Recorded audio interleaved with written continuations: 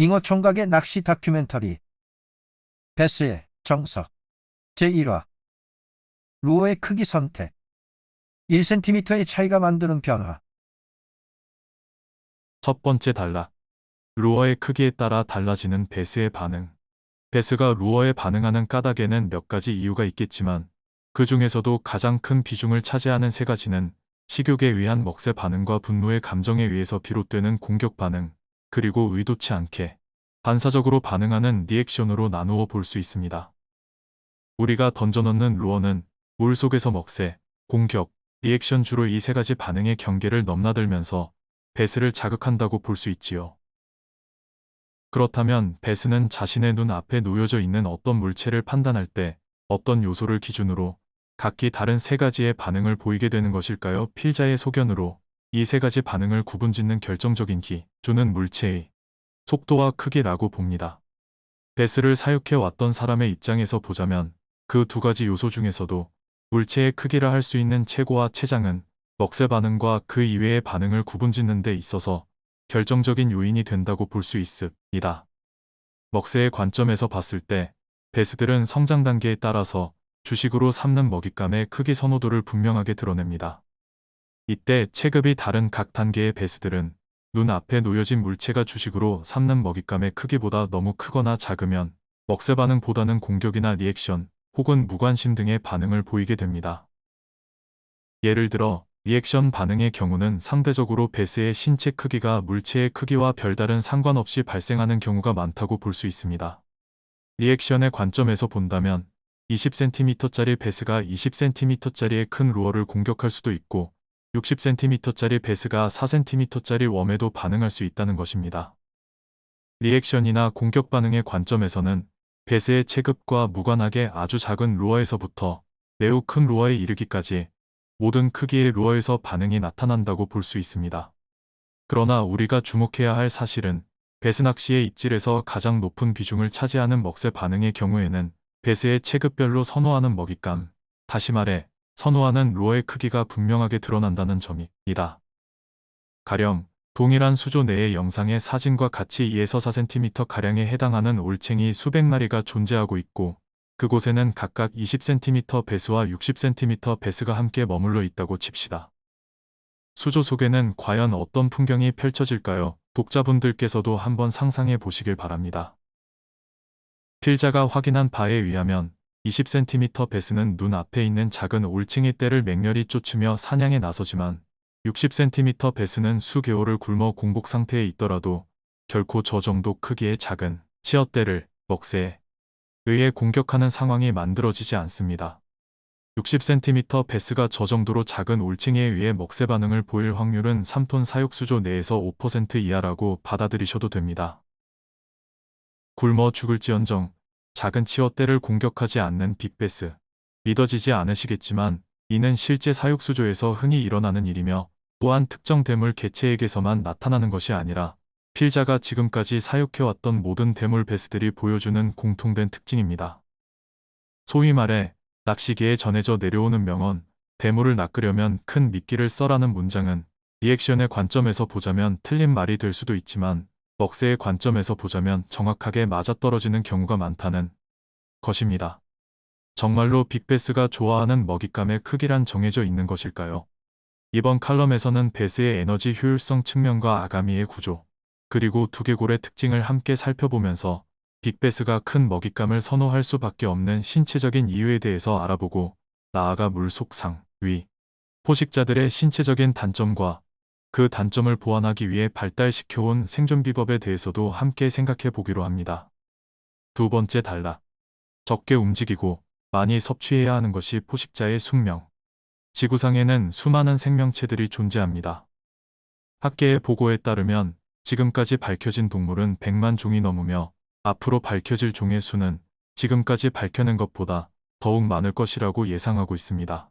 지구가 탄생한 지 46억 년, 그리고 그곳에서 생명체가 등장하기 시작한 35억 년 동안 이 땅의 수많은 동물들은 각자 살아남는 방법을 터득하며 진화해 왔을 것입니다.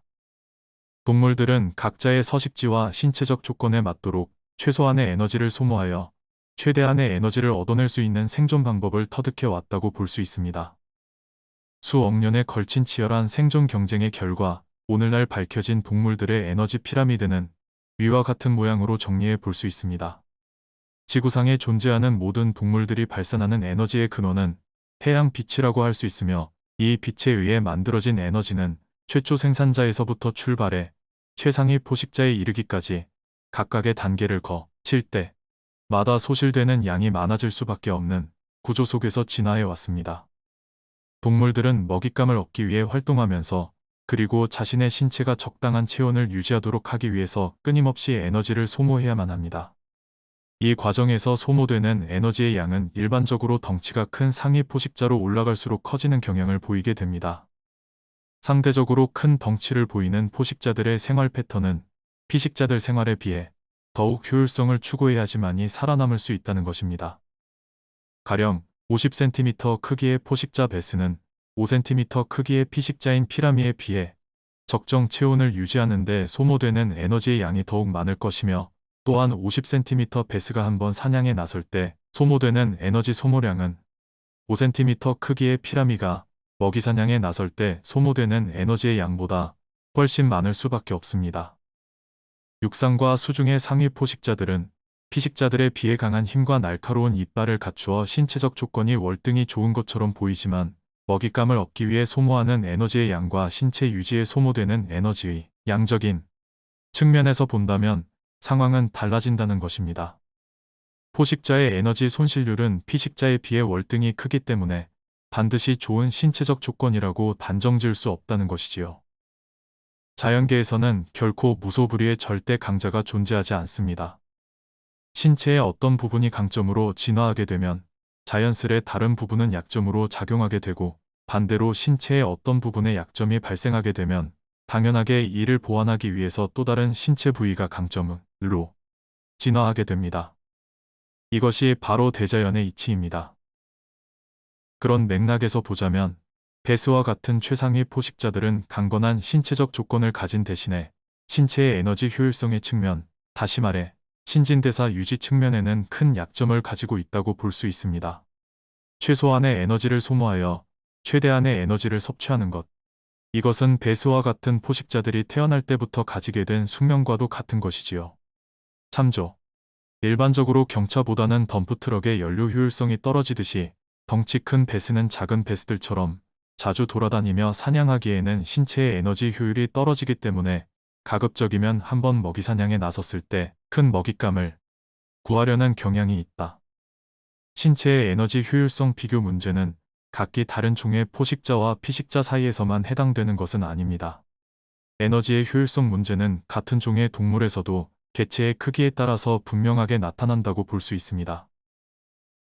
예를 들어 덩치가 작은 베스들은 2에서 4cm에 불과한 작고 재빠른 먹잇감을 사냥하기 위해서 이리저리 왕성하게 쫓아다닐 수 있지만, 덩치가 큰 베스들은 신체의 에너지 효율성이 낮기 때문에 고작 2에서 4cm에 불과한 먹잇감을 사냥하기 위해서 활발하게 움직이지 않는다는 것입니다. 참조. 이 상황은 주식으로 삼는 먹새 반응을 놓고 해석한 경우이며, 리액션 반응의 관점에서는 빅베스가 2에서 4cm에 불과한 미끼에 반응할 수 있습니다.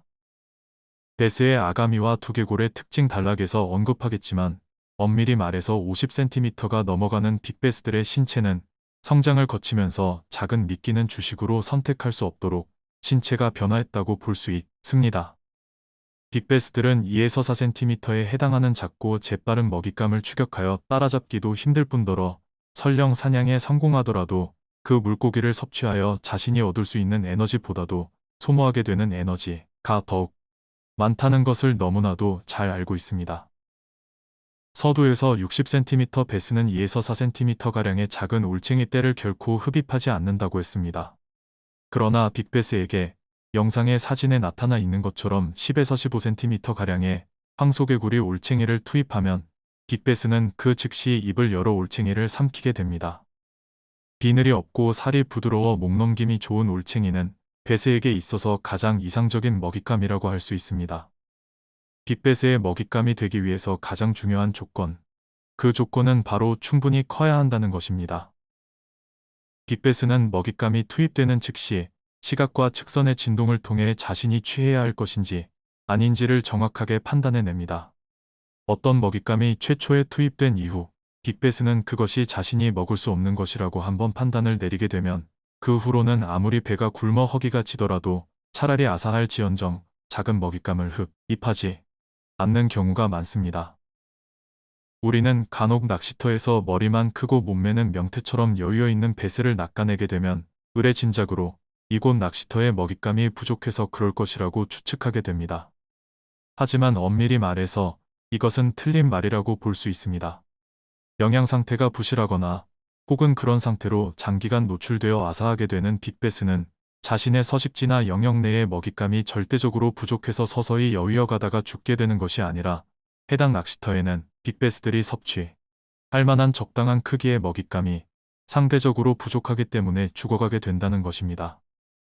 어떤 낚시터에 2에서 4cm 크기의 작은 민물고기 떼만 넘쳐난다면 이런 상황이 작은 베스들이 성장해 나가는 발육 단계에서는 큰 도움이 됩니다. 그러나 그 베스들이 빅베스로 성장하게 되면 2에서 4cm에 해당하는 작은 크기의 먹잇감들은 베스의 생존에 있어서 반드시 도움이 되지는 않는다는 것이지요.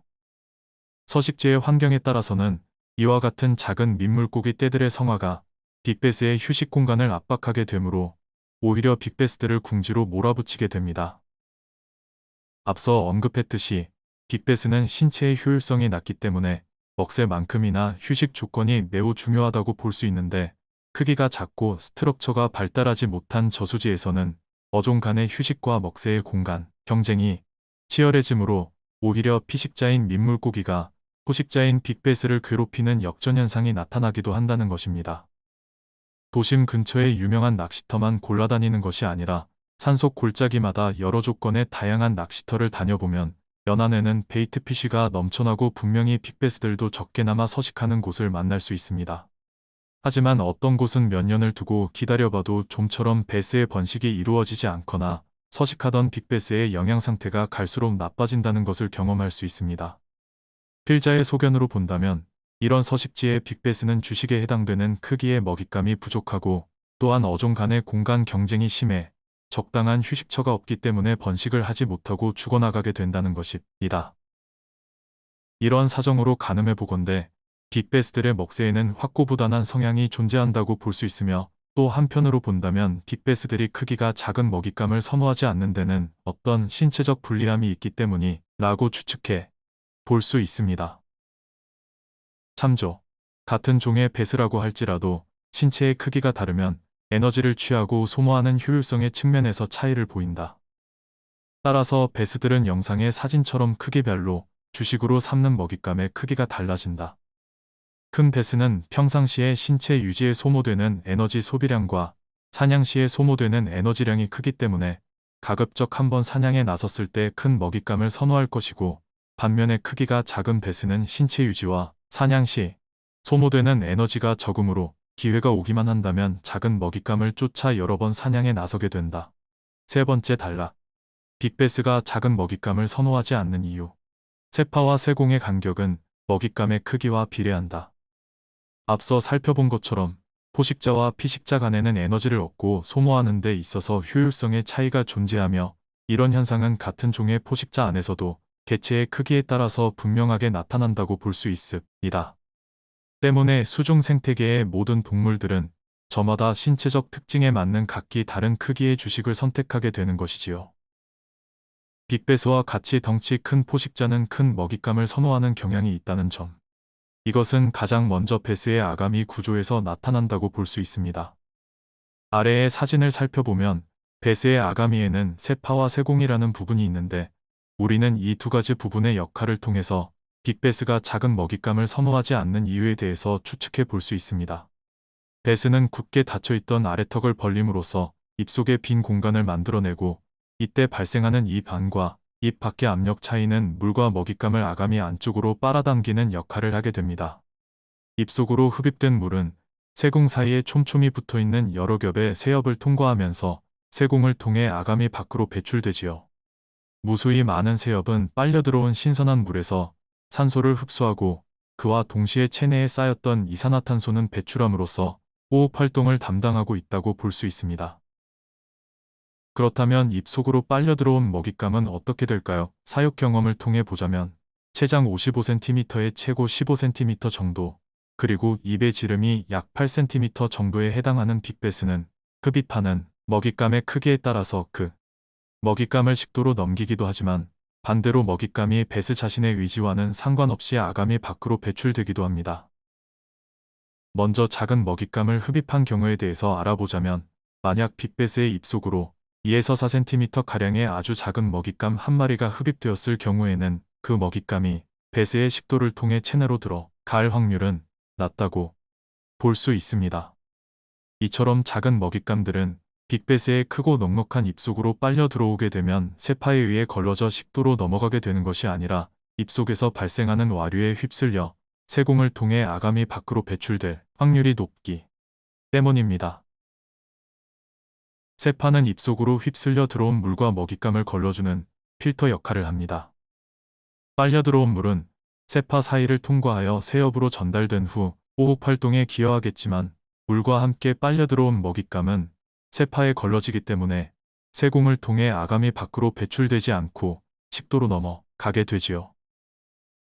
그러나 입안으로 휩쓸려 들어온 먹잇감이 세파에 걸러지지 않고 세공으로 배출될 정도로 작은 크기라면 그 먹잇감이 반드시 식도로 넘어간다는 보장이 없습니다. 일반적으로 세공과 세파의 간격은 체장과 체고에 비례한다고 볼 수 있는데, 이는 덩치가 큰 베스일수록 작은 먹잇감을 흡입했을 때 식도로 넘기지 못하고 아가미 밖으로 배출할 가능성이 높다는 말과도 같다고 볼 수 있습니다. 물론 베스의 세공과 세파의 간격은 치어일 때는 좁고 촘촘하기 때문에 작은 먹잇감을 쉽게 식도로 넘길 수 있습니다. 하지만 성어로 자라면서부터는 아가리가 커지면서 차츰 세공과 세파의 간격도 함께 커지게 됩니다. 세공이 커지게 되면 빨아당기는 압력은 더욱 커지므로 보다 강한 흡입력을 가지게 될 테지만, 반대로 커진 세공은 작은 먹잇감이 아가미 밖으로 빠져나가도록 만들 확률도 높아진다는 점에 주목해야 합니다. 빅베스들은 작은 먹잇감들을 쫓아가봤자 먹이 사냥에 성공하여 얻을 수 있는 에너지보다 그 과정에서 소모되는 신체의 에너지가 더욱 많다는 점을 누구보다도 잘 알고 있습니다. 빅베스는 성장 과정에서 이러한 과정들을 무수히 경험하고 또한 실패를 학습해 왔기 때문에 2에서 4cm 정도의 작은 먹잇감을 인지하더라도 추격할 의지를 보이지 않게 된다는 것이지요. 참조 서식지의 조건에 따라서는 빅베스가 아주 작은 베이트핏이 무리를 쫓아다니며 주식으로 삼을 수는 있습니다. 다만 이와 같은 상황은 지형 조건이 매우 좋아서 빅베스가 작은 베이트핏이 떼를 쫓아 이동하면서도 적절한 휴식을 취할 수 있는 곳에서 나타날 가능성이 높습니다. 대표적으로 곱부리와 골창은 빅베스들이 양분을 얻기 위해 소모되는 에너지를 최대한 줄여가며 휴식과 섭식을 적절하게 안배할 수 있는 곳이라고 할 수 있는데, 이처럼 좋은 지형은 댐과 같이 환경이 양호한 일부 서식지에 잘 나타나 있습니다. 결국 빅베스들이 작은 먹잇감을 주식으로 하며 살아갈 수 있는 서식지는 한정적이라 할 수 있기 때문에, 이러한 현상은 전국에 걸쳐져 있는 수많은 낚시터에서 발생하는 보편적이고 일반적인 이야기는 아니라고 할 것입니다. 한편 빅베스들이 작은 먹잇감을 선호하지 않는 이유는 신체의 에너지 효율성 측면에서도 찾을 수 있지만, 필자의 소견으로 보자면 또 한 가지 신체적인 이유가 더 있습니다. 그 까닭은 바로 세엽의 손상을 막기 위함입니다. 빅베스를 사육해보면 이들은 크기가 작은 새우나 가재를 굉장히 꺼려합니다. 그나마 10cm 이상이 되는 큼지막한 갑각류는 덩치 때문에 세공으로 배출되지 않고 식도로 삼킬 수라도 있지만, 4cm 이하의 작은 갑각류는 세공으로 배출되면서 세엽을 손상시킬 가능성이 높기 때문에 먹잇감 선호도가 낮게 나타납니다. 아마도 빅베스들의 먹새 측면에서 본다면 가장 싫어하는 먹잇감은 4cm 이하의 작은 갑각류라고 할 수 있을 것입니다. 물론 모든 서식지의 베스가 작은 새우를 싫어한다는 것은 아닙니다. 그 중에는 예외적인 경우도 있겠지요. 가령 치어에서부터 성어로 성장할 때까지 4cm 이하의 작은 새우떼나 참붕어떼가 지속적으로 개체수가 유지될 수 있는 천혜의 서식지가 있다면, 그곳에 서식하는 베스들은 수년간의 걸친 학습을 통하여 성어가 되더라도 작은 먹잇감을 식도로 넘기는 요령을 터득할 수도 있습니다. 유어일 때부터 성어로 성장기까지 2에서 4cm에 해당하는 작은 먹잇감만 주식으로 삼아야 하는 공공한 상황에 놓이게 된다면 베스들은 성어가 된 이후에도 경험으로 터득한 방법을 통해 자신의 신체적인 한계를 극복해 나갈 수 있습니다. 그러나 본 컬럼에서 말하고자 하는 바는 특수한 환경에 해당되는 먹새를 제외하고 베스의 신체적인 구조를 놓고 보았을 때 좀 더 많은 낚시터에서 적용되는 보편적인 먹새를 가정하고 설명하는 것임을 다시 한번 밝혀둡니다. 참조. 베스는 먹잇감으로 물고기를 흡입할 경우에 오른쪽 사진처럼 머리부터 삼키는 경우가 좀 더 많다. 만약 흡입 시 물고기를 꼬리부터 삼키게 되면 물고기가 베스의 위 속에 들어갔다가 다시 식도 밖으로 나오는 경우가 종종 발생하기 때문이다. 베스는 대부분의 물고기가 전방으로 유영하는 능력은 뛰어나지만 후방으로 유영하는 능력이 부족하다는 것을 경험적으로 알고 있는 셈이다. 이처럼 물고기를 먹잇감으로 흡입했을 경우는 확률로 친다면 약 60% 정도는 머리부터 흡입한다고 볼 수 있다. 하지만 이와는 반대로 가재나 징거미와 같은 갑각류를 흡입할 때는 꼬리 쪽부터 흡입할 때가 많다. 이유인즉슨 갑각류는 다리가 많기 때문에 머리부터 흡입하게 되면 왼쪽 사진처럼 세파와 세궁에 갑각류의 다리가 걸릴 확률이 높기 때문이다. 저렇게 갑각류의 다리가 아가미에 걸려버리게 되면 새엽과 같이 예민한 부위에 손상이 올 수 있으므로 베스들은 갑각류를 결코 만만하게 볼 수 없다. 이러한 맥락에서 우리는 갑각류를 닮은 루어에 반응하는 베스들의 심리를 예측해 볼 수 있다. 갑각류의 경우는 베스의 먹새 반응을 일으키기도 하지만 그 외에도 베스의 영역방어, 호기심, 리액션 등에 의한 공격 반응도 상당수 차지할 것이라고 예상해 볼 수 있다. 물고기의 새엽은 사람의 신체에 비유하자면 허파와도 같은 곳입니다. 빅베스의 입장에서 만약 간에 기별도 오지 않는 작은 먹잇감을 잘못 삼켰다가 새엽이 손상당하게 된다면 이런 행위는 결코 베스의 신체에 이로울 리가 없다는 것이지요. 사육 경험을 통해 보자면 빅베스가 4cm 이하의 새우를 입안으로 흡입하는 경우는 매우 제한적입니다. 앞서 밝힌 것처럼 굶어 죽을지언정 작은 새우와 같이 새엽에 해를 가하는 것은 흡입하지 않는 것이 빅베스들의 본능입니다. 그러나 그러함에도 불구하고 빅베스가 새우 사냥에 나서게 되는 경우가 있습니다. 바로 또 다른 포식자가 새우 사냥에 나선 모습을 인지했을 때입니다. 블루길이나 토종 대물붕어처럼 새우떼를 주식으로 하기에 부담이 없는 또 다른 포식자가 빅베스의 시야 안에서 먹이 사냥에 나서게 되면 이때만큼은 그 일대에 잠재되어 있던 먹이사슬이 연쇄적으로 반응하게 된다고 볼 수 있습니다.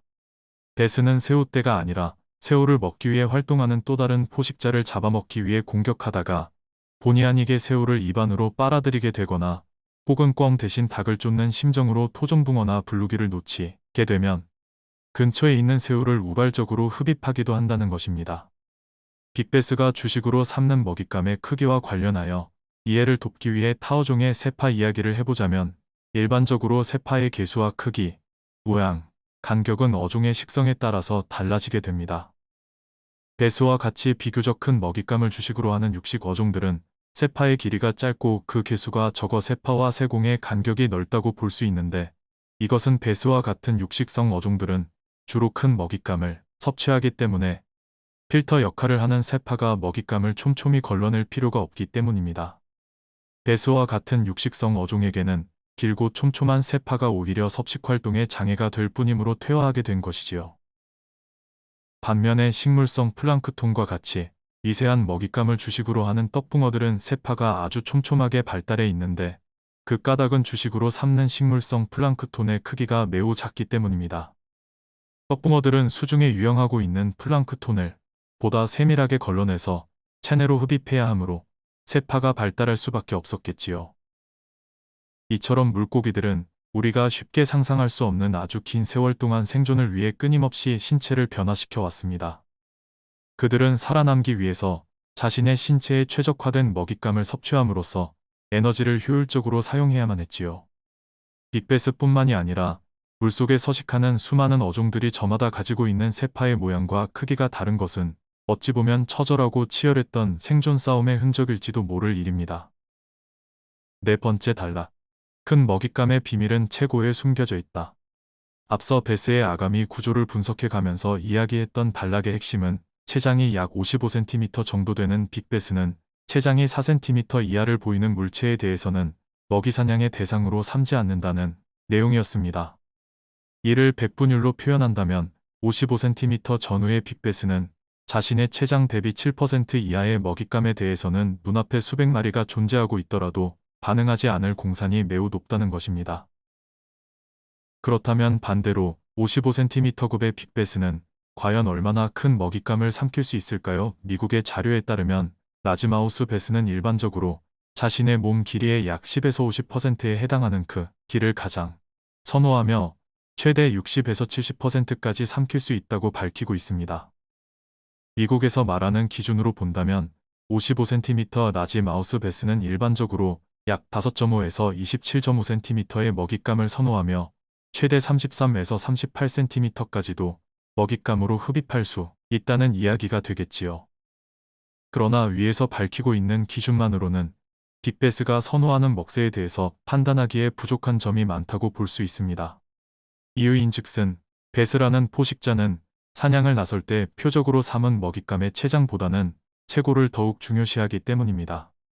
예를 들어 빅베스의 눈앞에 그들이 가장 선호하는 크기 약 10에서 15cm가량의 체장을 가진 먹잇감이 있다 하더라도 그 물고기의 체고가 지나치게 높아 흡입하기에 부담스러운 체형을 가지고 있다면 빅베스는 결코 그 먹잇감을 흡입하지 않는다는 것입니다.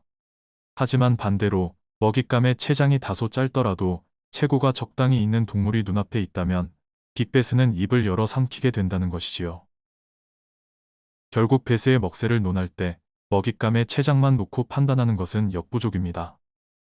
아래의 도표는 우리나라의 수계에서 비교적 쉽게 찾아볼 수 있는 토종 물고기들의 체장 대비 체고의 평균값을 나타낸 것인데 우리는 이 도표를 통해서 빅베스가 선호하는 먹잇감의 크기가 실제로 어느 정도인지를 조금 더 현실적으로 체감해 볼 수 있습니다. 위의 도표에서 여러 민물고기들의 체장을 10cm를 기준으로 하여 체고 비율을 나타낸 까닭은 분류상으로 볼 때 체고가 높은 측편형 민물고기들이라 할지라도 체장이 약 10cm 전후 정도까지는 빅베스들이 한 입에 삼킬 수 있는 덩치를 보이기 때문입니다.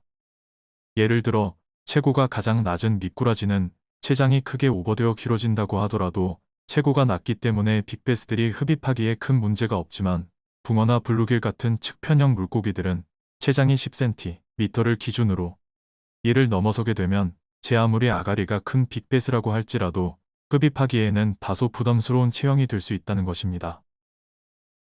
한국의 어느 베스 낚시터에 가더라도 베스들의 주식이 된다고 볼 수 있는 먹잇감으로는 붕어를 빼놓을 수가 없는데 필자의 경험으로 보자면 체고가 높은 붕어의 경우는 체장이 15cm만 되더라도 평균적으로 체고가 5.7cm 정도 나오기 때문에 55에서 60cm급 빅베스들이라 할지라도 함부로 집어삼킬 수 없는 부담스러운 체형이 됩니다.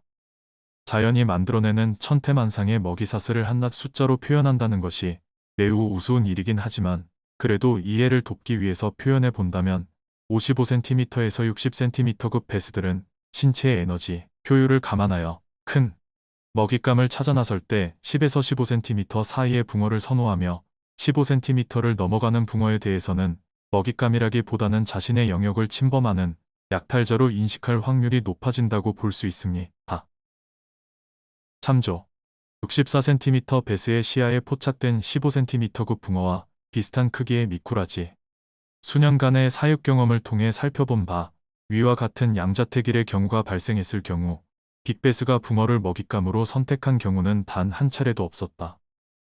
물론 미꾸라지가 붕어에 비해 유역 능력이 떨어지고 비늘이 없어 소화시키기 좋다는 점에서 빅베스가 미꾸라지를 선호하는 것도 있겠지만 필자의 소견으로 그러한 이유보다는 붕어의 체고가 한 입에 넣기 부담스러울 정도로 높기 때문에 미꾸라지의 선호도가 높은 것으로 보고 있다. 몇 주간 굶주려 있는 64cm 베스에게 체장 15cm 정도의 붕어와 같은 길이의 미꾸라지를 함께 투여해주면 미꾸라지의 경우는 투입과 동시에 베스의 입속으로 빨려 들어가지만 저 정도 체장을 가진 붕어는 사실상 빅베스가 잡아먹지 못하는 먹잇감이 될 확률이 매우 높다는 것입니다. 과거에 필자가 사육했던 64cm 베스의 아가리 최대 지름은 약 9cm 정도를 나타내었는데 이 개체에게 체장 15cm, 최고는 5.7cm인 붕어를 먹잇감으로 하여 각기 다른 시점에 10번가량 투입시켜 보면 그 중에서 8, 9번은 아예 먹을 생각조차 하지 않는다는 점입니다.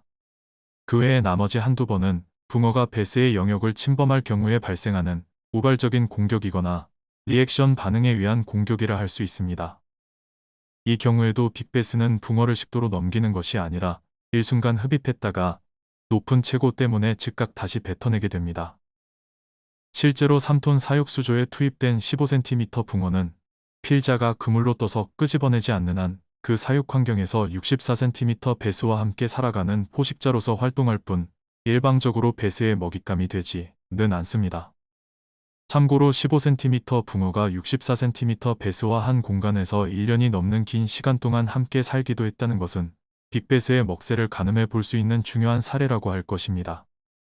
5번째 단락. 먹잇감의 크기와 위쇄골의 관계. 이처럼 베스라는 포식자는 먹잇감을 선택할 때 체고를 중요하게 생각하지 않을 수 없습니다.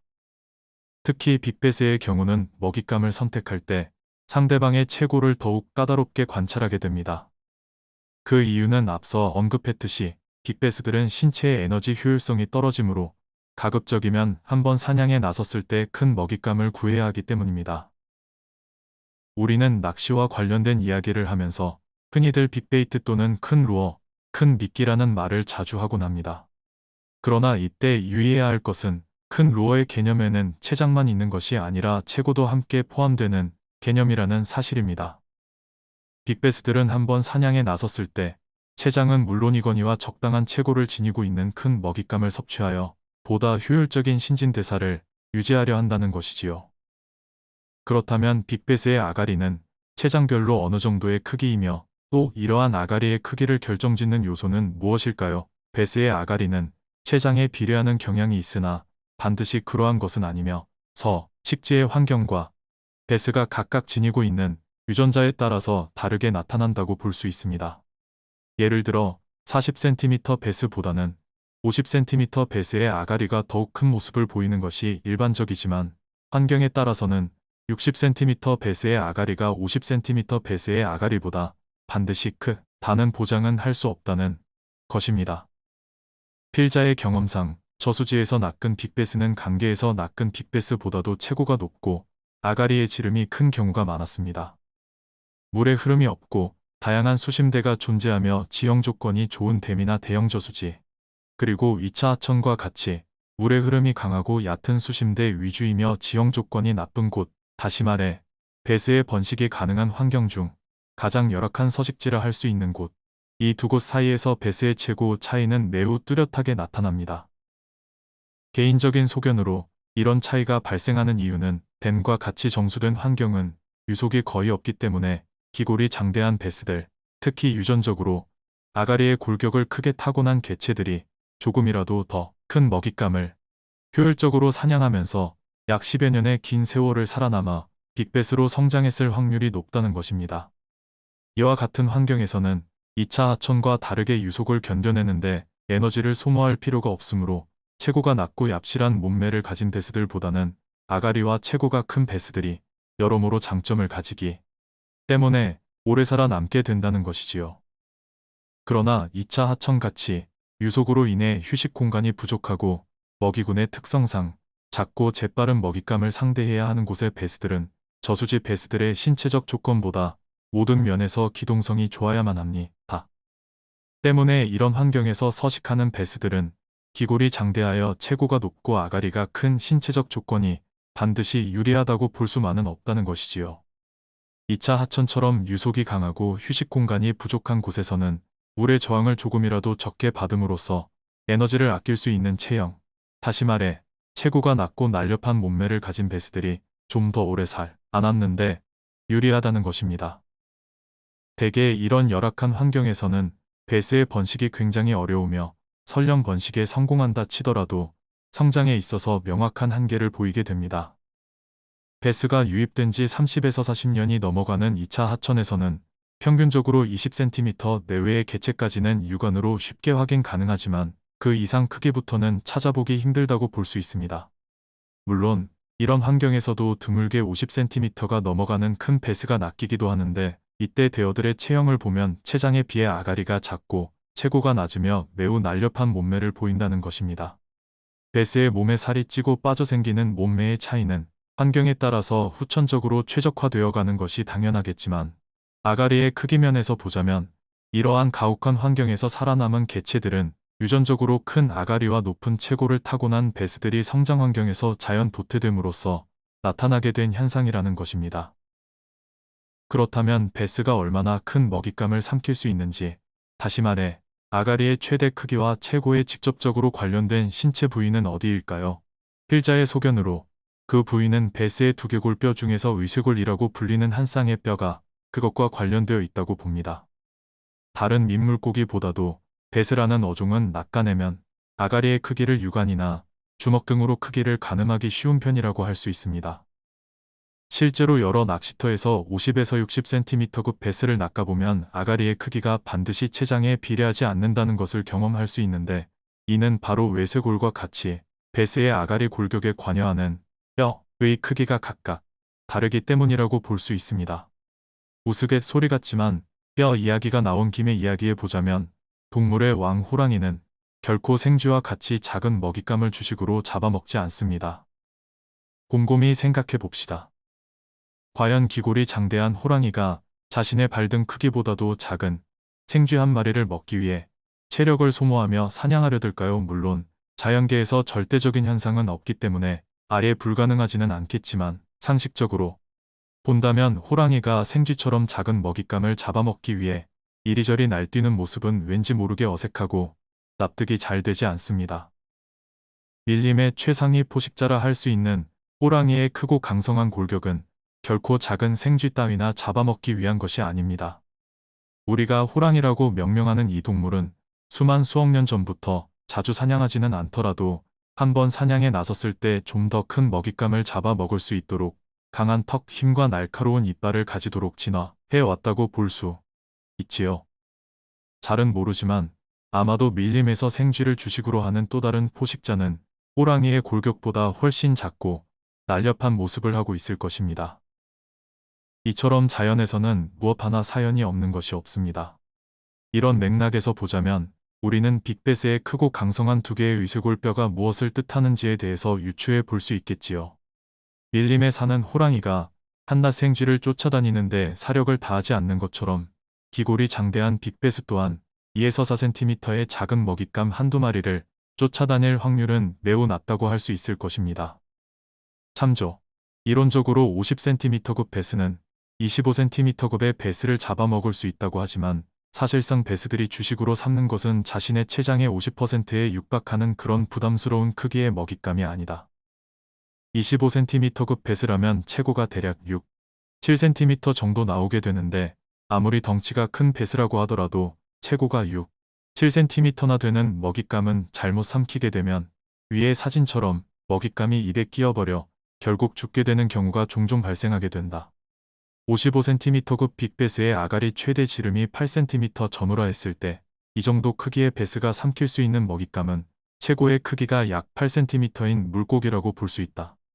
그러나 입 크기가 최대 8cm인 베스가 체고가 8cm인 먹잇감을 삼킬 수는 있지만, 이것은 어디까지나 최대치를 나타낸 것이며, 이들이 평시에 주식으로 사냥하는 물고기의 크기는 대부분 체고가 낮고 몸통은 길어 삼키기는 쉽고 에너지 효율은 좋은 먹잇감을 선호한다. 사육 경험상 55cm급 베스들은 체고가 높은 측편형 물고기를 사냥하게 될 경우 체고가 약 4.5에서 5.5cm, 체장 12cm 물고기에 대해서는 특별한 거부감 없이 먹잇감으로 삼게 된다. 6번째 단락. 6가지 물고기 체형과 닮은 꼴 루어. 베스의 활성도와 루어의 크기는 밀접하다. 자, 그렇다면 이제부터는 루어의 크기와 관련하여 조금 더 실전적인 이야기를 해보기로 합니다.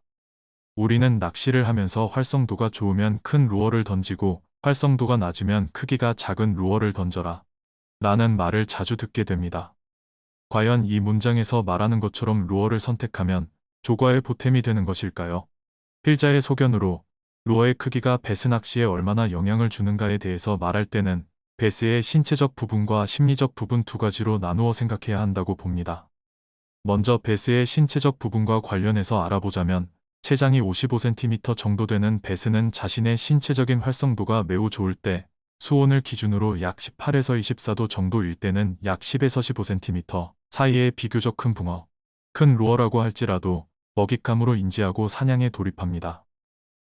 하지만 반대로 수온, 산성도, 용존산소로 구성되는 수질의 악화로 활성도가 낮은 상태에서는 미꾸라지처럼 체고가 낮아 섭취하기에 부담이 없는 먹잇감과 붕어처럼 체고가 높아 덩치 큰 먹잇감에 대해서 차별적으로 반응하게 됩니다. 만약 빅베스가 자신의 신체 컨디션이 낮은 상태에서 본의 아니게 리액션에 반응하여 덩치 큰 붕어를 섭취하게 되면 그 베스는 얼마 지나지 않아 붕어를 절반도 소화시키지 못한 채 식도 밖으로 토해내게 되지요. 위의 사진은 한여름 동안 삼띠 사육수조의 수온이 30도에 이르면서 수질이 나빠져 있는 가운데 64cm 베스가 약 12cm 정도의 큼지막한 붕어를 먹었다가 토해 놓은 모습입니다. 이처럼 한여름이 되면 수온이 오르면서 용존산소와 산성도의 균형이 깨지게 되는데 이때 베스의 신체 컨디션은 필연적으로 나빠지게 됩니다. 물론 베스의 공격 반응은 먹새뿐만이 아니라 리액션에 의한 반응도 존재하므로 이처럼 수질이 악화된 상황에서도 베스의 머리 위로 붕어를 한 마리 떨어뜨려 폴링 바이트를 유도해 보면 그 베스는 붕어를 덥석 집어삼키기도 합니다. 그러나 수질이 나쁜 상태, 다시 말해 신체 컨디션이 나쁜 상태에서는 베스가 붕어를 식도로 넘기더라도 몇 시간 지나지 않아 식도 밖으로 토해 놓을 수밖에 없기 때문에 한여름 베스들은 덩치 큰 먹잇감에 대해서 부담감을 가진다고 볼 수 있습니다. 그렇다면 빅베스들은 사계절 중 어떤 계절의 붕어와 같이 상대적으로 큰 먹잇감을 선호하게 될까요? 이와 관련해서는 참 아이러니한 답변을 할 수밖에 없는데 그 계절은 바로 여름이라고 볼 수 있습니다. 빅베스들이 소화 문제로 인해 덩치 큰 먹잇감을 가장 꺼려하는 것도 여름이지만 또 한편으로 덩치 큰 먹잇감을 가장 원하는 것도 여름이라는 것입니다. 계절별로 빅베스들이 선호하는 루어의 크기에 대해서 알아보자면 봄, 가을처럼 수질 조건이 좋은 계절에는 베스의 신체 컨디션 또한 좋아지기 때문에 10에서 15cm 정도 되는 붕어처럼 상대적으로 큰 먹잇감이라고 할지라도 사냥하고 소화시키는데 부담이 적다고 볼 수 있습니다.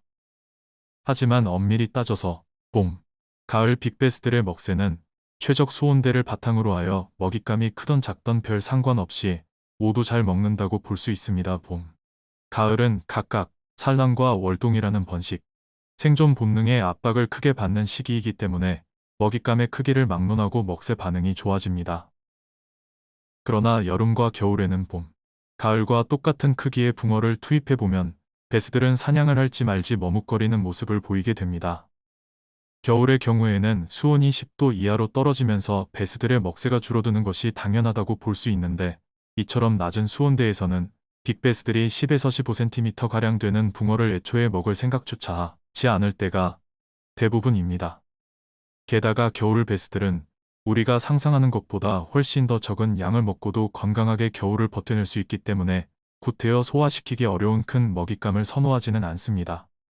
참고로 55cm 베스가 한겨울 수온 4에서 7도 정도에서 12월, 1월 2달 동안 눈에 띄는 체중 감량 없이 건강하게 겨울을 버틸 수 있는 먹잇감의 양은 미꾸라지 4에서 10마리 정도면 충분하다고 볼 수 있습니다. 하지만 여름의 경우는 빅베스들의 먹잇감 크기 선호도를 해석하기가 애매합니다. 여름 동안에 빅베스는 붕어가 투입되기 무섭게 쫓아와 집어삼키는 날이 있는 반면 또 어떤 날은 붕어가 투입돼도 본체 만체할 때가 있다는 것이지요. 필자의 소견으로 한여름에 빅베스들의 식성이 이렇게 양분화되어서 나타나는 까닭은 여름에는 고수온으로 인해 수질 조건이 사계절 중 가장 나빠지는 시기이면서 동시에 고수온대로 인해 베스들의 신진대사 속도가 가장 빨라지는 계절이기 때문입니다. 예를 들어 봄, 가을에는 최적 수온대를 바탕으로 하여 베스들의 먹새가 좋아지는 것이 사실이지만 어떤 먹잇감을 먹고 소화하여 또다시 허기를 느끼고 먹새의 발동이 걸리는 시간적 간격, 다시 말해 신진대사 속도로 보자면 여름이 사계절 중 압도적으로 빠르다고 볼 수 있습니다.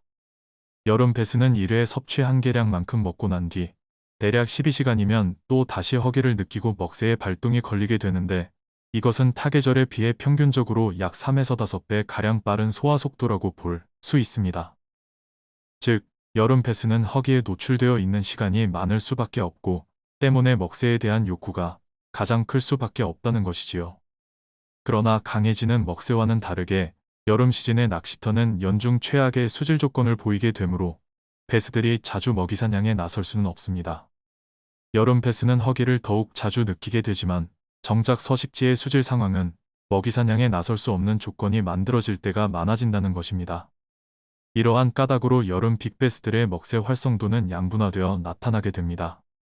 가령 여름이라 할지라도 상대적으로 수온이 낮은 포인트들, 땡볕보다는 그늘진 직벽에서 헛물이 고여있는 곳보다는 시원한 새물이 유입되는 곳에서 태양이 이글거리는 낮보다는 밤에 유속이 느린 곳보다는 적당한 유속이 있는 곳에서 수면이 고요한 곳보다는 여울지는 곳에서 첼로우보다는 서모클라인이 존재하는 깊은 수심에서 베스들의 먹새가 집중될 수밖에 없다는 것입니다. 추측컨대 아마도 전자의 포인트보다는 후자의 포인트처럼 수질 조건이 좋은 곳에 머무르는 빅베스들은 한여름이라 할지라도 조금 더 큰 먹잇감을 원할 공산이 크다고 볼 수 있겠지요. 정리하자면 체력 소모가 심한 상황에 놓인 여름 베스들은 수질 조건이 만족되는 시공간에 머물게 될 경우에는 가능한 한 번의 사냥으로 큰 먹잇감을 사냥하게 될 가능성이 높다고 볼 수 있으며 그와는 반대로 수질 조건이 만족되지 않는 시 공간에 머무르는 여름 베스들은 숨 쉬기조차 버거운 상태일 가능성이 높기 때문에 먹새 반응이 약하게 나타나게 됩니다. 만약 그러한 악조건의 시 공간에 머무르고 있는 여름 베스 중에서 먹새 반응을 보이는 개체가 있다면 그 개체는 소화시키기에 부담이 없는 작은 먹잇감을 선호하게 될 확률이 높다고 할 것입니다. 지금까지의 이야기를 감안하고 위의 도표를 본다면 이제는 어느 계절에 어떤 형태의 민물고기를 닮은 루어가 잘 먹힐지 대략적인 분류를 할 수 있겠지요. 어류는 바다와 민물을 통틀어 총 6가지의 몸매로 나누어 볼 수 있는데 체장이 동일하다고 가정했을 경우 각각의 형태는 체고와 몸통의 넓이에 있어서 저마다의 특색을 가지고 있습니다. 결국 우리가 사용하는 루어는 대다수가 이 6가지의 물고기 형상에서 모방해온 것이라고 볼 수 있지요.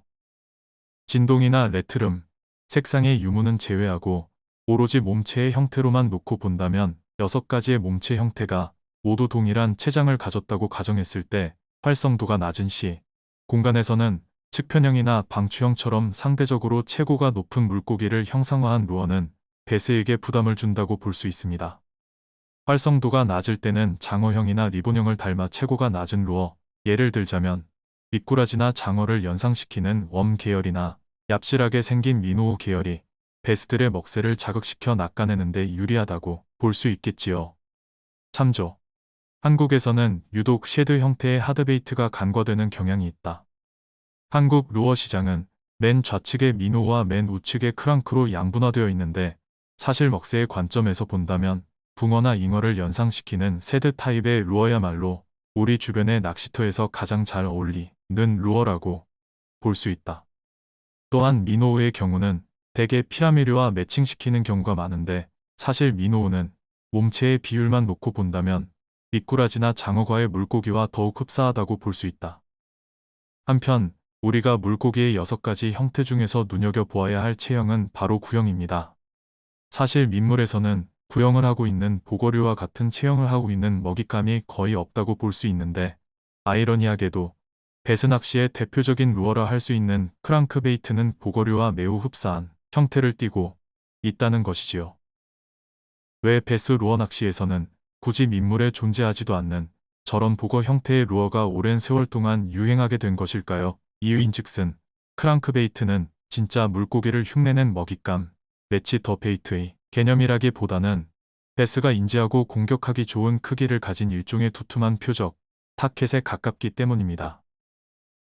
곰곰이 생각해보면 베스 낚시는 바다나 민물에서 성행하는 다른 어떤 루어 낚시보다도 유독 크랑크베이트라는 구형의 루어의 반응이 좋다는 것을 알 수 있는데 이것은 베스라는 어종의 식성을 가장 잘 반영해주는 사례라고 볼 수 있습니다. 베스는 적당한 크기의 먹잇감이라면 그것이 피라미를 닮은 미노우이든 생쥐를 닮은 괴상한 육상의 동물이든 무엇이든 그 종류를 가리지 않고 소화해낼 수 있기 때문에 크랑크와 같이 다소 엉뚱하게 생긴 구형이 루어가 성행할 수 있다는 것입니다. 그리고 또 한편으로 이것은 베스라는 어종은 먹잇감으로 섭취할 수 있는 대상의 범위가 넓기 때문에 그 넓은 범위만큼이나 먹잇감의 크기에 대하여 민감하게 반응할 가능성도 높다는 점을 함께 예측해 볼 수 있습니다. 우리는 흔히 봄, 가을처럼 활성도가 좋은 계절에는 크랑크가 갑이라고 말하거나 혹은 대꾸리를 낚는 데는 크랑크가 최고라는 말을 하곤 하는데 사실 이런 말들이 생겨날 수 있었던 까닭은 베스들의 먹새가 불과 1에서 2cm도 안 되는 루어의 크기에 따라서 천차만별의 반응을 보이기 때문입니다. 가령 같은 날 같은 시간대에 동일한 포인트를 공략함에 있어서 위의 사진과 같이 몸체의 형태는 크게 다르지만 비슷한 수심층을 관통하는 두 가지 루어를 운용해보면 그곳에 머물고 있는 베스는 각각 다른 반응을 보일 확률이 높습니다.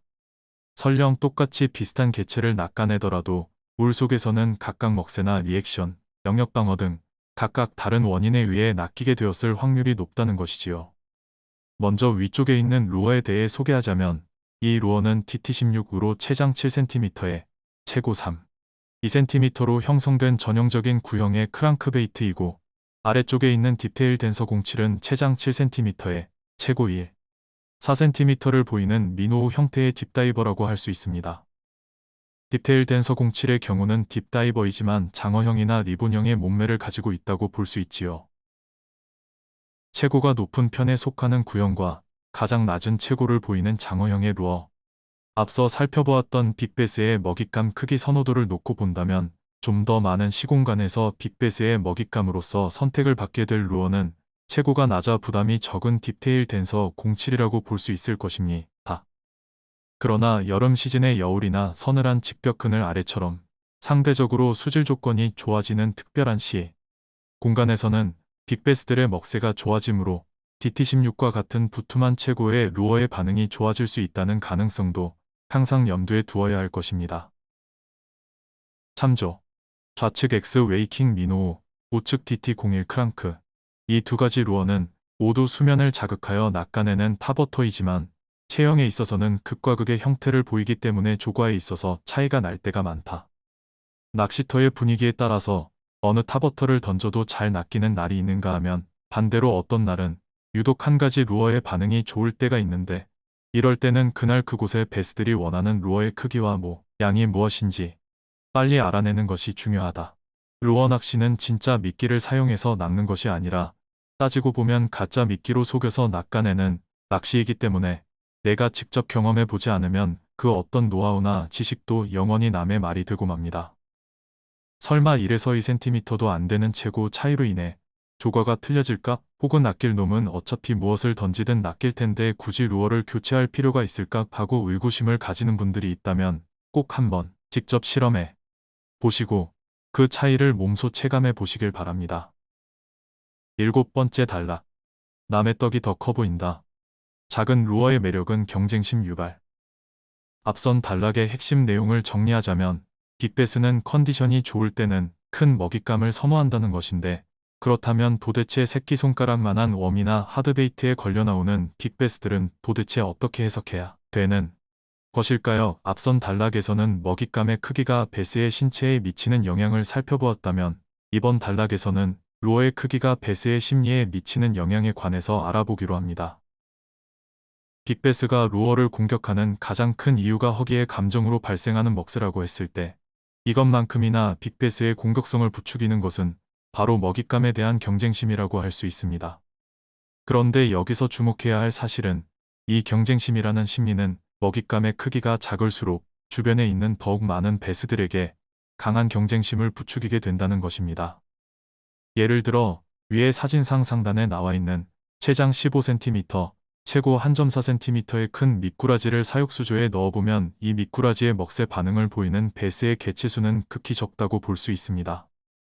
3톤 사육수조 안에 10에서 60cm 크기의 베스가 체급별로 다양하게 분포하고 있는 경우 최장 15cm 정도의 큰 미꾸라지의 먹새 반응을 보이는 개체는 주로 40에서 60cm 사이의 덩치 큰 베스들이라고 볼 수 있지요.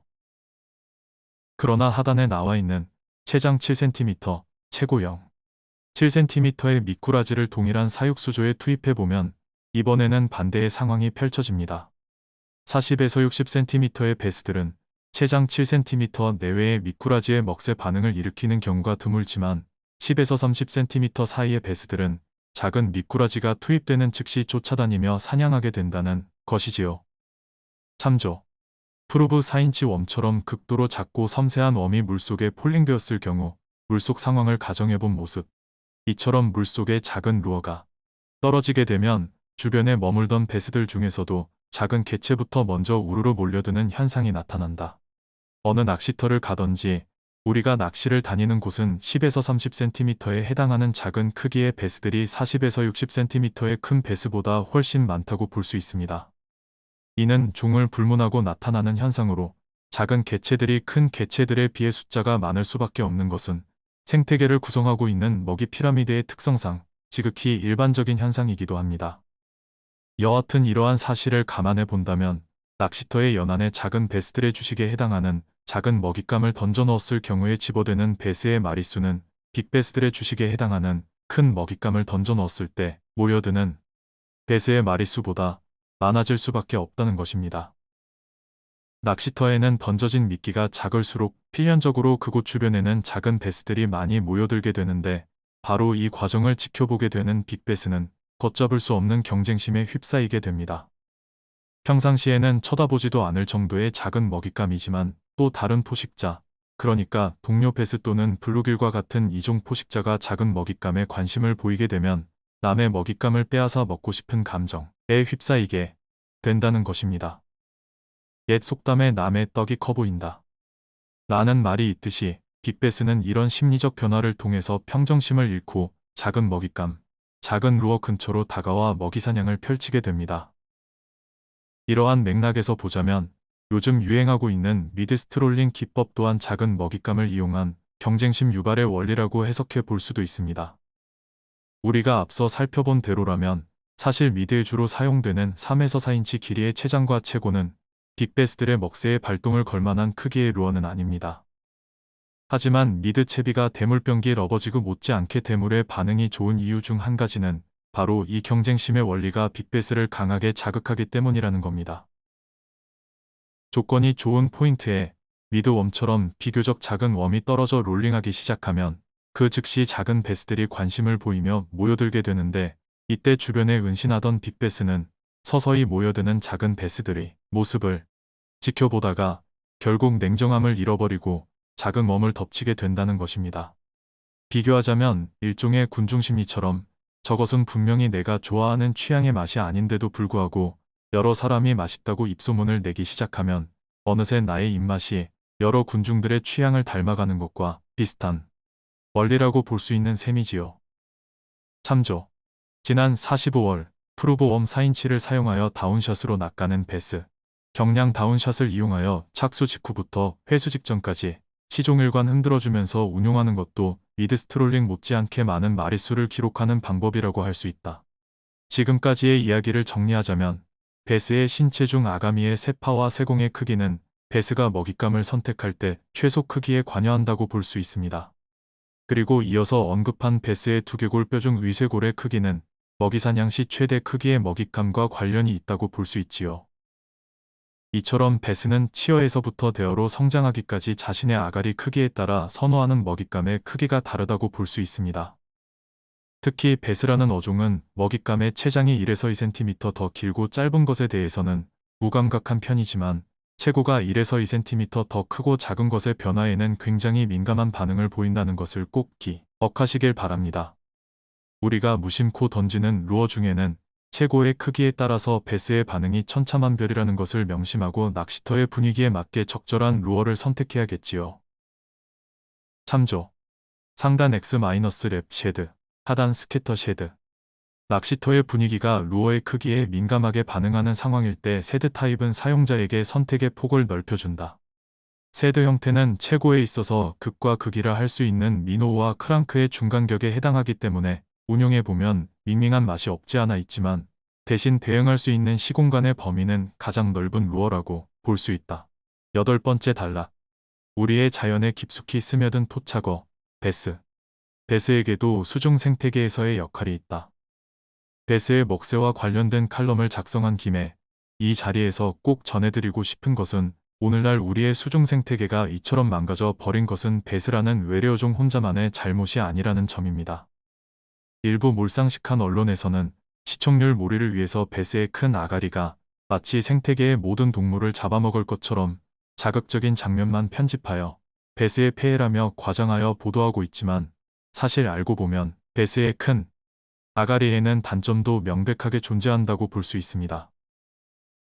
베스는 토종 민물고기들에 비해서 신체의 에너지 효율이 낮을 수밖에 없는 먹이 피라미드 맨 꼭대기에 올라있는 어종이며 또한 앞서 살펴본 것처럼 녀석들의 큰 아가리는 살아있는 모든 동물을 잡아먹을 수 있도록 발달된 것이 아니라 오히려 작은 먹잇감의 경우는 쉽게 섭취하지 못한다는 단점을 가지고 있습니다. 사실 작은 민물고기들의 개체수에 더욱 큰 영향을 주는 것은 베스보다는 작고 날렵하여 신체의 기동성이 뛰어난 또 다른 포식자들이라고 할 수 있지요. 먹이 피라미드의 구조상 민물고기들과 그들의 치어를 주식으로 하는 포식자는 베스보다 작은 아가리를 가지고 있으면서 작은 먹잇감의 사냥에 최적화된 몸체를 가진 블루길이나 끄리, 강준치와 같은 어종이라 할 수 있습니다. 물론 베스도 성장 과정에서는 작은 민물고기를 잡아먹기도 하지만 성어로 성장한 이후에는 큰 아가리를 이용하여 민물고기를 잡아먹는 또 다른 외래종, 이입종 포식자를 먹잇감으로 섭취함으로써 오히려 민물고기의 개체수를 위협하는 또 다른 포식자를 견제하는 역할을 하게 됩니다. 참조. 블루길과 황소개구리를 삼킨 베스의 모습. 이처럼 베스는 문제가 되는 또 다른 외래종을 잡아먹음으로써 수중 생태계의 균형을 맞추어가는 조절자 역할을 수행한다고 볼 수도 있다. 실제로 1990년경 전국적으로 이슈가 되었던 황소개구리 번식 문제는 베스가 번성해 나가면서 그 개체수를 감소시키는 데 일조하기도 했다. 베스는 더 이상 우리 하천 생태계를 일방적으로 지배하는 어종이 아닙니다. 베스는 우리 수중 생태계를 구성하는 일원으로서 먹이사슬의 한 부분을 담당하고 있다고 볼 수 있지요. 베스가 우리 하천에 악영향만 끼치는 것이 아니라 오히려 좋은 역할을 하고 있다는 사례는 낙동강 수계에서도 잘 나타나고 있습니다. 베스는 유입된 후 20에서 30년이라는 긴 세월에 걸쳐 힘들게 적응한 끝에 낙동강 수계의 왕자로 등극했고 지금으로부터 약 10여 년 전쯤에는 그 세력이 절정에 달했다고 볼 수 있습니다. 물론 그때 그 시절의 베스의 확산으로 수중 생태계의 균형이 깨져버린 것은 부정할 수 없는 사실이지요. 하지만 베스는 그 왕좌의 자리를 오래 지키지 못했습니다. 이유인즉슨 베스보다 신체가 작아 기동성이 좋으며 에너지 효율성이 뛰어난 끄리와 같은 이입종이 등장하게 된 것입니다. 우리나라에는 각 수계마다 아주 오랜 세월을 고립분화된 상태로 진화해온 여러 포식어종들이 있는데 예를 들자면 끄리나 강준치와 같은 물고기들입니다. 수계는 서로 연결되어 있지 않는 한 각자의 영역에서 독자적인 진화를 거쳐 고유의 생태계에 적응하며 살아가게 되어 있지만 어느 시점부터 인간의 이식행위로 인해 끄리와 같이 한강 수계에만 살던 토종, 포식어종들이 낙동강 수계에 퍼져나가게 된 것입니다. 한강 수계의 빠른 유속과 깊은 수심에 단련된 끄리는 특유의 기동성을 바탕으로 불과 5년 만에 상대적으로 유속이 느리고 얕은 낙동강을 점령하기에 이르렀고 결국 2010년경을 넘어서면서부터는 베스가 끄리나 강준치 같은 이입종과의 생존 경쟁에 밀려서 개체수가 급감하게 됩니다. 현재의 낙동강은 겉은 토종이지만 타수계에서 흘러들어온 이입종의 천하라고 볼 수 있습니다. 이러한 상황에서 베스는 자연스럽게 끄리나 강준치와 같은 이입종의 개체수를 줄이는 조절자 역할을 하게 됩니다. 아주 오랜 세월 동안 서로가 서로를 견제하면서 형성해온 먹이그물의 관점에서 보자면 어느 종의 세력이 특출나게 번식하게 될 경우에는 자연스럽게 그 종을 잡아먹는 또 다른 종이 번성함으로써 힘의 균형을 되찾아가게 됩니다. 아이러니하게도 베스라는 외래어종은 또 다른 외래어종을 잡아먹어 줌으로써 생태계의 균형이 이루어지는 데 일조하고 있다는 것이지요. 이미 얽히고 설켜버린 실타래처럼 이제 베스는 우리 하천 생태계와는 떼려야 뗄 수 없는 그런 복잡한 먹이그물의 한 줄기실이 되고 말았다는 것입니다. 이처럼 생태계에서는 한 종이 과잉 번식해 나가다가 한계에 부딪히게 되면 개체수 조절이라는 현상이 발생하게 되는데 이런 현상은 끄리, 강준치, 베스가 함께 살고 있는 낙동강계뿐만이 아니라 베스가 유입되어 이는 전국 어느 하천에서도 발생할 수 있습니다. 가령 다른 포식어종의 개체수가 적고 배스의 세력만 비정상적으로 번성한 수계에서는 결국 큰 배스가 작은 배스를 잡아먹음으로써 스스로 개체수를 조절해 나가게 됩니다. 자연의 이치는 아주 심오해서 배스와 같은 어종들은 서식지의 먹잇감이 부족해지면 결국 동료를 잡아먹을 수 있도록 진화함으로써 종족 전체의 공멸을 막고 소수의 배스가 대를 이어가는 방법을 터득하게 된 것입니다. 참조. 앞서 밝힌 것처럼 배스는 신체의 에너지 효율성이 낮은 어종이기 때문에 서식지의 먹잇감이 부족하여 궁박한 상황에 내몰리게 되면 동료 배스를 잡아먹음으로써 스스로 개체수를 줄여나가게 된다. 미국의 한 자료에 따르면 50cm 배스는 최대 25cm 정도 크기의 배스를 잡아먹을 수 있다고 한다. 배스는 단순히 입이 크니까 모든 토종어를 잡아먹을 것이라는 생각은 오로지 사람의 기준에서만 바라보는 아주 편협한 시각에 불과합니다. 몇 차례의 컬럼을 통해 말씀드렸지만 배스의 지나친 번식을 막아주고 배스의 천적 역할을 해줄 수 있는 물속 구성원들은 많습니다. 지금은 인간의 이기심으로 파괴되고 더럽혀져 그런 구성원들이 부족하지만 이제부터라도 경각심을 가지고 조금씩이나마 본래의 자연환경으로 만들어 가다 보면 잃어버렸던 우리의 물속 구성원들이 자연스럽게 되찾아올 것이라고 봅니다. 이미 우리의 자연에 동화돼버린 물고기를 외래어종이라는 이유로 분풀이라도 하듯이 무조건 잡아 죽여야 하는 게 옳을까요? 필자의 소견으로는 당장 눈앞에 보이는 배스를 마구잡이로 죽여대는 것이 능사는 아니라고 봅니다. 조금만 더 거시적인 관점에서 배스의 개체수 조절이 자연스럽게 이루어질 수 있도록 본래 우리가 가지고 있던 자연 환경을 되찾아가는 것이야말로 배스와 민물고기가 함께 균형을 맞추어 살아갈 수 있는 최고의 방법이라고 봅니다.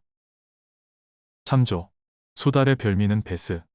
배스의 과잉 번식이 이루어진 곳에서는 저수지와 강을 만문하고 어김없이 수달 무리가 유입되어 배스의 개체수를 감소시키게 된다. 특히 수달은 다른 민물고기들보다도 40cm 이상급의 큼지막한 배스를 즐겨 먹는데 이런 측면에서 본다면 배스는 멸종위기 야생동물 1급에 지정되어 있는 수달에게 훌륭한 먹잇감이 된다고 볼 수 있다. 나의 고향, 우리의 소중한 하천에서 왜 이런 일이 벌어지고 말았는지 그 원인과 결과에 대해서 한 번쯤은 진지하게 생각해 보시길 바랍니다. 필자가 몸서리치도록 정확하게 기억하고 있는 사실 한 가지는 어릴 적 뛰어 놀던 제 고향 하천에서는 배스와 블루길 같은 외래어종이 들어오기 이전에 이미 1990년경부터 농업 분야의 눈부신 발전이 이루어지면서 무분별한 농약 사용으로 하천과 호수가 파괴되고 있었다는 겁니다. 게다가 큰 비만 내렸다 하면 일부 양심 없는 공장과 축사에서는 각종 오폐수를 들이붓고 있었지요. 그 덕분에 반도치고 개구리 잡고 낚시를 해오던 그 놀이터에서 수많은 물고기가 폐사하여 죽어가는 모습을 지켜볼 수 있었습니다. 어릴 적 제 머릿속 기억에는 분명히 이미 망가져가기 시작하던 그 강과 호수에 배스와 같은 외래종이 들어와 살게 되었습니다. 필자에게 외래어종은 무조건 쳐죽여야 하는 물고기가 아니라 더러운 물이지만 잘 사는 물고기, 가짜 미끼이지만 어김없이 낚여주는 재미있는 친구였지요. 농촌에서 태어나서 자란 것이 자랑은 아닙니다만 필자는 위와 같이 내 고향의 자연이 어떻게 파괴되어 갔었는지 그 과정을 두 눈 뜨고 똑똑히 지켜봐왔기 때문에 모든 죄를 뒤집어쓰고 죽어가야만 하는 외래어종들이 불쌍하게 느껴집니다. 어릴 적에 저는 분명히 나의 아버지와 친구의 어머니, 그리고 우리 모두의 부모님 세대가 저지른 잘못으로 물고기가 죽어나가는 것을 지켜봤습니다. 하지만 시간이 흐를수록 그 잘못은 힘없고 말 못하는 물고기들이 떠안게 되더라는 것이지요. 자연에서 발생하는 어떤 현상에 대해서 진지하고 냉철하게 생각해보지 않은 상태로 꼭두각시처럼 언론이 말하는 것만 믿고 동조하여 마녀 사냥하듯이 배스를 몰아붙이지 않았으면 합니다. 이 글을 읽는 모든 분들께 바라건대 앞으로는 배스에 대해서 색안경을 끼고 바라보지만 마시고 꼭 한 번쯤은 타국에서 흘러온 이 초록물고기의 치열한 생존 방식에 대해서 이해하는 마음을 가지고 너그럽게 지켜봐 주시길 바랍니다.